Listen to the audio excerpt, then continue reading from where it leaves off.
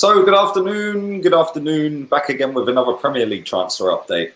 Before we get into that, don't forget I will be doing a watch along tonight. As it stands, it's looking very likely it's going to be the Inter versus Leverkusen game. If you want to have a vote on that yourself, on this channel there is an option at the top of the screen for community. So click on that and there will be an option to go and vote on which game you want to see me do tonight on the watch along. So do go and check that out. Do subscribe if you're new. Big up everyone who subscribed recently. About 450 away from 40,000. So come on, thumbs up everywhere, baby. Like the content, subscribe, share, do what you got to do with it. And we're going to get straight into it. We're going to start off with Jadon Sancho. This deal to Man United just seems to have gone on for what seems an eternity. The deal is still on, but the fee is nowhere near being agreed. Now, last week, it was to do with the instalments. Yes, believe it or not, Man United do pay in instalments. It's not just Arsenal that pay in instalments. It is every club pays in instalments. But Borussia Dortmund wanted £90 million up front. That is the stumbling block at the moment. Personal terms have been agreed, so that's no drama. It's absolutely fine in terms of the 5-year deal, the wage structure, all the add-ons and stuff like that are absolutely fine on his part and the personal terms. It's the stumbling block between Man United and Borussia Dortmund that is the issue, because they can't agree on the payments at the moment. Now, late last night, there was a story breaking that suggests that Borussia Dortmund are going to offer him a new contract. Whether that's a little carrot that they're dangling, saying, "Oh look, we can afford to give him a new contract. What are you going to do now, United? Are you going to come and give us the money? Or are we just going to give him the contract?" I don't know. What I do know is this is going to drag on forever, and it don't seem like it's going to be completed anytime soon. But the window is open until October, I think. So yeah, long way to go in that one. Let's move on to this guy, Pierre-Emile Højbjerg. His medical with Tottenham is scheduled for today, and if it hasn't already been announced while I'm live doing this, then it will be announced at some point later today. 15 million quid, which is made up of £12 million plus Kyle Walker-Peters going the opposite way to Southampton. I think he's been on loan at Southampton this season anyway. Now, this guy's not a bad player. Not a bad player at all. And Tottenham have got themselves a decent midfielder there for 15 million quid or 12 million plus the player. And that is going to be one of Jose's best signings, in my opinion. I think that he's a quality player. Somebody we maybe should have looked at. I don't know. But one thing I do know is that the price that they've got him for is relatively cheap. He's obviously a fully fledged international, Premier League experience. He's a hard worker and all round a very good player. And I think that they could have done a lot worse than signing him. So fair play to them. And we move on. We move on to Wilfried Zaha. Now, I want to show you this. I touched on this slightly on my previous streams. If you haven't checked that out, do go and check that out. That was a previous video that I did before this one.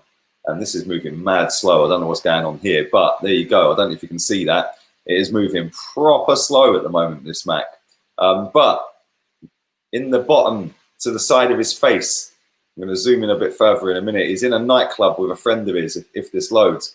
And his friend, Anthony Billing, posted this story to his account. So me and Wilfried Zaha have a message for you guys, Arsenal. We then continue down if it loads. Jesus Christ. We'll get there in a minute.